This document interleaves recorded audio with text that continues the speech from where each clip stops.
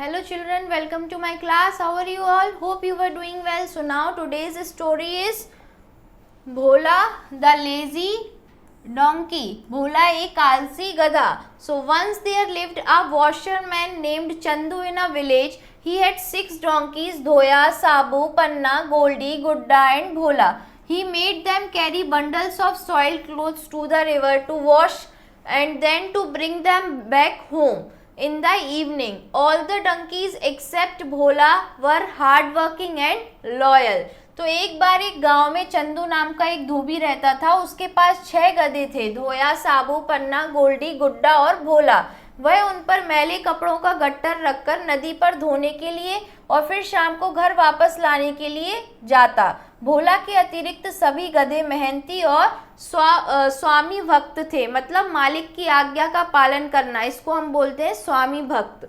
Now next, Bhola was lazy. You can see through the image also 6 donkeys over there है ना.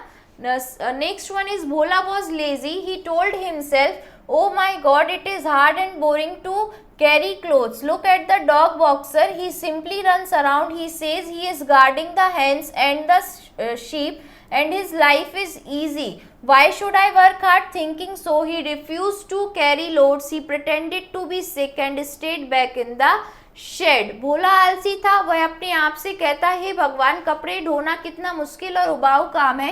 कुत्ते boxer को देखो, वह बस इधर उधर दौड़ता रहता है और वह कहता है कि वह मुर्गी और भेड़ों की रखवाली करता है और उसका जीवन आसान है. मैं क्यों कड़ी मेहनत करूं? ऐसा सोचकर उसने बोझ ले जाने से मना कर दिया और उसने बीमार होने का बहाना बनाया और घर पर ही रुक गया. वन डे धोया died of old age and illness. उसमें से एक जो उनका डोंकी था वो मर गया ओल्ड एज के कारण. So Chandu decided to buy a new donkey. He heard that a man in the next village was selling donkeys and he went there and selected Bhura. He laid down a condition before buying it. Kishan भैया, he said, I will buy Bhura on one condition. तो एक दिन धोया बुढ़ापे और बीमारी के कारण मर गया. चंदू ने एक नया गधा खरीदने का निश्चय किया और उसने सुना कि बगल के गांव में एक आदमी गधे बेच रहा है और वह वहां गया और भूरा को चुना. उसने खरीदने से पहले शर्त रखी. उसने कहा, किशन भैया, मैं भूरा को एक शर्त पर खरीदूंगा. Oh don't you like him? Asked Kishan bhaiya, the owner of भूरा. सो ओ, क्या तुम्हें ये पसंद नहीं आया? भूरा के मालिक किशन भैया से ने पूछा. So no, I wish to test whether Bhura is hard working and obedient, so I will observe him for 2 days and then decide. नहीं, मैं जांच करना चाहता हूँ कि भूरा परिश्रमी और आज्ञाकारी है या नहीं, इसलिए मैं 2 दिन उसका निरीक्षण करूंगा और तब निर्णय करूंगा. फेयर इनफ शेड किशन भैया एंड सेंड भूरा विद चंदू. तो बिल्कुल ठीक है, किशन भैया ने कहा और भूरा को चंदू के साथ भेज दिया. So Bhura joined the company of the 5 donkeys. The 4 hard-working donkeys welcomed him and explained the work. Bhura was interested in them. He went to Bhola and said, "Hi, I am Bhura, the newcomer. What's your work? Don't you go to the riverside?" तो भूरा 5 गधों की संगत से मिल गया और 4 मेहनती गधों ने उसका स्वागत किया और काम के बारे में बताया. भूरा उनमें रुचि ले रहा था. वह भोला के पास गया और बोला, नमस्कार, मैं नवांगतुक हूँ, नया हूँ और नवांगतुक भूरा हूँ. तुम्हारा क्या नाम है? क्या तुम नदी के किनारे नहीं जाते हो? तो Bhola the lazy donkey proudly explained his game plan. Bhura was impressed. He decided to be slow and stubborn from the beginning so that the master would not expect anything from him. But the clever master understood his nature from his preference for Bhola's company. He returned Bhura to his owner after one day itself. And he told Kishan Bhaiya, Bhura is idler, hence he chose Bhola's company. I don't want him. आलसी भोला ने गर्व के साथ उसे अपनी तरकीब बताई. भूरा उससे प्रभावित हुआ और उसने प्रारंभ से ही सुस्त और अड़ियल बनने का फैसला किया ताकि मालिक उससे कुछ भी उम्मीद ना करे. लेकिन उसका चतुर मालिक भोला के प्रति उसके झुकाव से उसके स्वभाव को समझ गया और उसने अगले दिन ही भूरा को उसके मालिक को वापस कर दिया. उसने किशन भैया से कहा, भूरा आलसी है, इसलिए उसने भोला का साथ चुना है, मैं उसे लेना नहीं चाहता. Chandu returned home and taught Bhola a lesson. He gave him no food as he was sick and didn't do any work. Bhola learned the lesson. He knew that hard work would keep him fit and hungry enough to enjoy his food. Willingly he did double the work from then on. तो चंदू घर वापस आया और उसने भोला को सबक सिखाया। उसने उसे कोई भोजन नहीं दिया क्योंकि वह बीमार था और कोई काम नहीं करता था, और भोला को सबक मिल गया। वह जान गया कि मेहनत करने से वह स्वस्थ रहेगा और भूख भी लगेगी, जिससे वह भोजन का आनंद ले सकेगा। उसके बाद वह स्वेच्छा से दोगुना काम करने लगा। इस तरीके से उसने भोला को भी क्या सिखा दिया, सबक सिखा दिया, है ना, और वो भी हार्ड वर्किंग हो गया। इसलिए हमेशा हमें भी हार्ड वर्किंग ही बनना है। So now first one is tick the correct answer over here. Wait a minute, there is a word meanings with pronunciation also. First one is soiled means मैले या गंदे, एक्सेप्ट मीन्स अतिरिक्त या सिवाय, loyal means स्वाभिमान, pretended means बहाना करना, owner means मालिक, ऑब्जर्व मीन्स निरीक्षण करना, स्टबर्न मीन्स अड़ियल, और आइडलर मीन्स ज्यादा आलसी। Now we have tick the correct answer over here. First one is Chandu had dash donkeys. कितने डंकीज थे चंदू के पास? 4, 6, 2 और 7। तो उसके पास 6 डोंकीज थे। First one is 6। Now next, Bhola was, Bhola कैसा था? Lazy, hard working, obedient, loyal. तो भोला लेजी था, आलसी था। Now next, Chandu selected dash. Chandu ने किसको सिलेक्ट किया? गुड्डा, भोला, भूरा, साबू। तो भूरा को लेने गया था, भूरा को सिलेक्ट किया। नाउ नेक्स्ट, चंदू रिटर्न भूरा आफ्टर। चंदू ने कितने दिन के बाद भूरा को वापस लौटा दिया? 2 days, 1 day, 4 days या नेवर? तो 1 day, एक दिन बाद ही वापस भेज दिया था। Now next we have reference the context. No, I wish to test whether Bhura is hard working and obedient. ये किसने कहा था? भूरा कौन था? इस कॉन्टेक्स्ट के बेसिस पे हमें इन क्वेश्चंस का आंसर देना है। तो who is saying these words and to whom? तो ये जो वर्ड्स हैं वो कौन किससे कह रहा है? सो दीज वर्ड्स, ये लाइन की बात कर रहे हैं, सिंगल सेंटेंस की, और हम इसी रेफरेंस के अकॉर्डिंग इन क्वेश्चंस का आंसर लिखेंगे। So these words said to Chandu, ये चंदू से बोला गया था, फ्रॉम किशन भैया। और किसने कहा था? किशन भैया ने बोला था जब वो भूरा को लेने गए थे, फ्रॉम किशन भैया। Now next is who is भूरा। भूरा था कौन? तो भूरा इज किशन भैया का डोंकी था। भूरा इज किशन भैया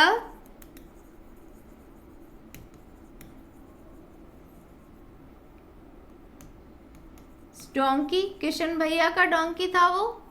now next question is why does the speaker want to test Bhura. जो जिसने ये सेंटेंस बोला है वो भूरा को टेस्ट क्यों करना चाहता था? सो here is the answer, the speaker want to test that is भूरा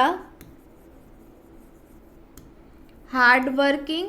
वो टेस्ट करना चाहते थे कि जो भूरा है वो हार्ड वर्किंग और ओबीडियंट है या नहीं। एंड ओबीडियंट मतलब जो उसकी आज्ञा का पालन करे, और नॉट, तो ये वो देखना चाहते थे। Now next is answer the following question over here. First one is what did Chandu do with his donkey's. Chandu जो है अपनी डोंकी के साथ क्या करता था? So here is answer number first, Chandu used their donkeys to carry bundles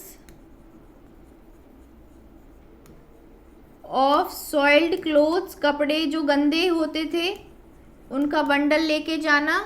to the river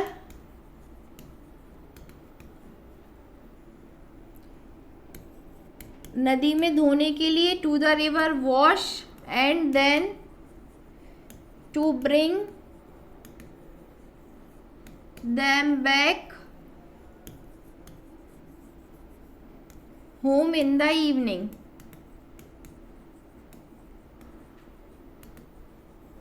शाम को वापस लाना होता था। What did Bhola tell himself, Bhola ने खुद से क्या कहा? So here is the answer, Bhola told himself, oh my god, it is hard and boring to carry clothes, look at the dog boxer, he simply runs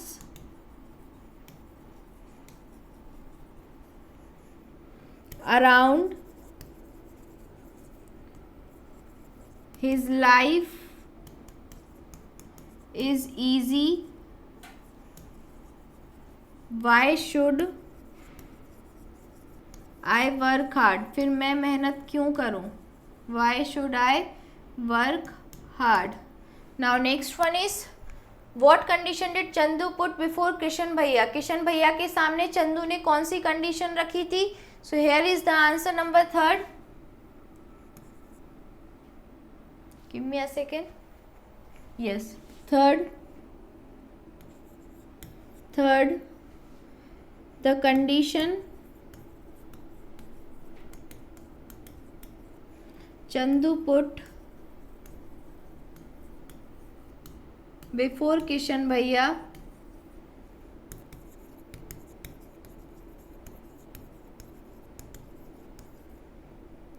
was he wished to test whether Bhura is hard working and obedient.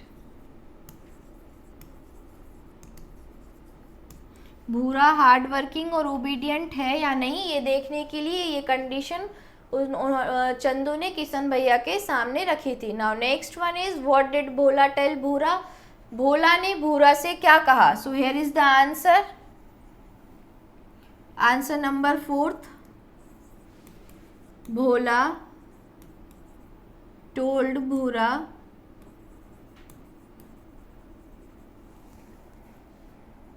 proudly explained his game plan to Bhola, to Bhura, that he pretended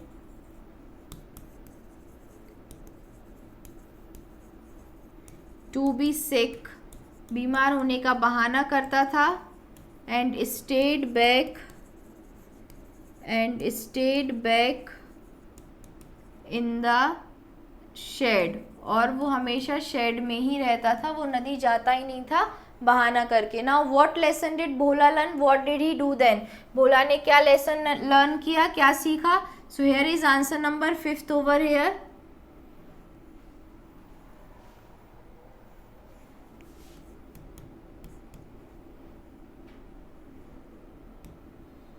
answer number 5th. So Bhola learned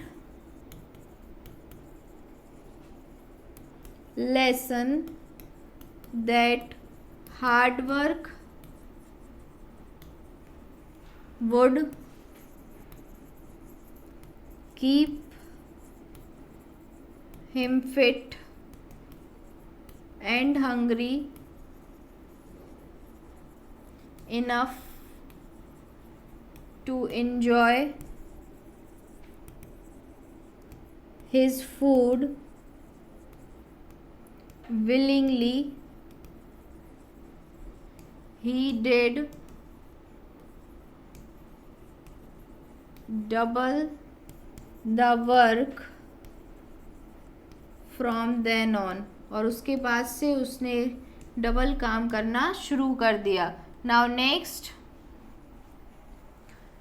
prefixes and suffix. So a prefix is an affix which is placed before the root word and brings change in meaning.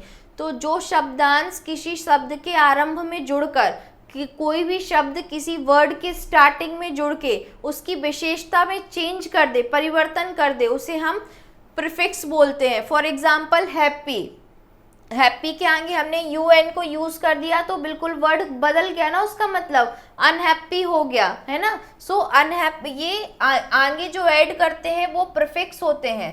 So now next we have suffix.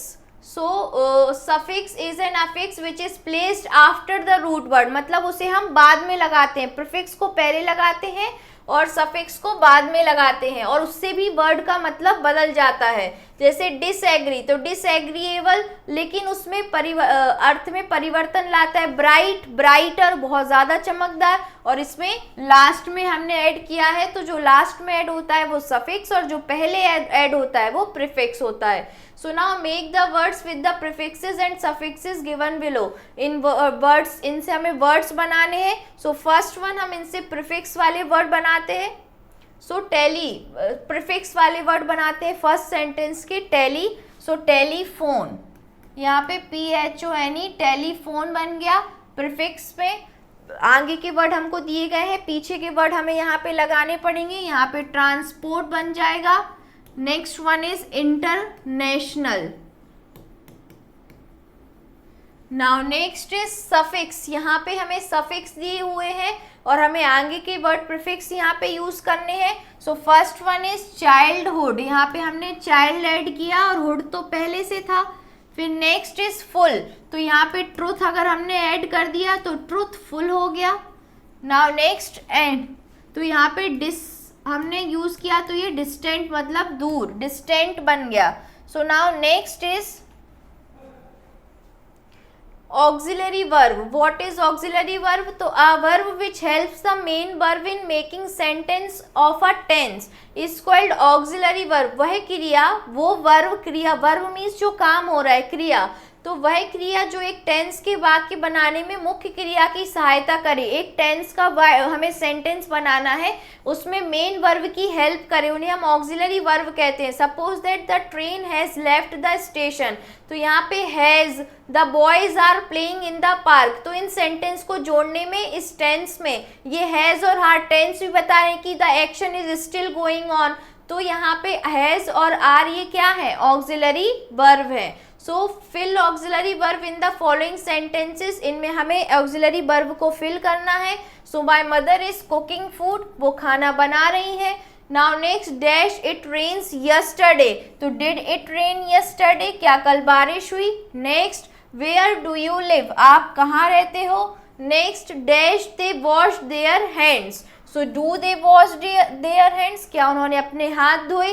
Next they dash writing their notes, so they are, they के साथ are लगेगा, they are writing their notes, वो अपने notes लिख रहे हैं. Now next we have translate the following sentences into English, इनको हमें ट्रांसलेट करना है हेयर. सो कल रात में वर्षा हो रही थी. So it was raining last night, it was raining last night. now next, मैंने खिड़कियां साफ कर दी हैं. so I cleaned the windows. now next, क्या वह घड़ी पहनता है. so does he wear a watch. Now next, क्या आपने अपना काम कर लिया है. So have you done your work, have you done your work, question mark. Now next, क्या उसने पढ़ाई कर ली है. So has he studied, question mark, क्योंकि वहां पे भी क्वेश्चन मार्क है. So this is all about it बच्चों. What is the moral of the story की हमेशा हमें कैसा नहीं बनना है, आइडल नहीं बनना है, आलसी नहीं बनना है. We always have to keep work hard, हमेशा मेहनती बनना है. इससे क्या होगा, हमारा बॉडी भी फिट रहेगी, हेल्दी रहेगी, हमें भूख भी लगेगी और हम अपने खाना को भी इंजॉय कर पाएंगे अकॉर्डिंग टू दिस स्टोरी. और एट लास्ट जो है उस मालिक को भी समझ में आ गया था कि भोला क्या कर रहा है. भोला नाटक कर रहा है बीमार पड़ने का, जिससे उसे काम ना करना पड़े. तो आलसी लोगों की पहचान सबको हो जाती है. You teacher will also identify the student, teacher भी उस स्टूडेंट को आइडेंटिफाई कर लेगा जो आलसी होगा. इसी तरीके से घर पे भी हमें पता चल जाएगा, सबको पता चलता है कि कौन आलसी है. तो हमें कभी भी आइडल ऐसे आलसी नहीं बनना है, ओबीडियंट बनना है, साथ में hard working. This is all about it. Thank you class.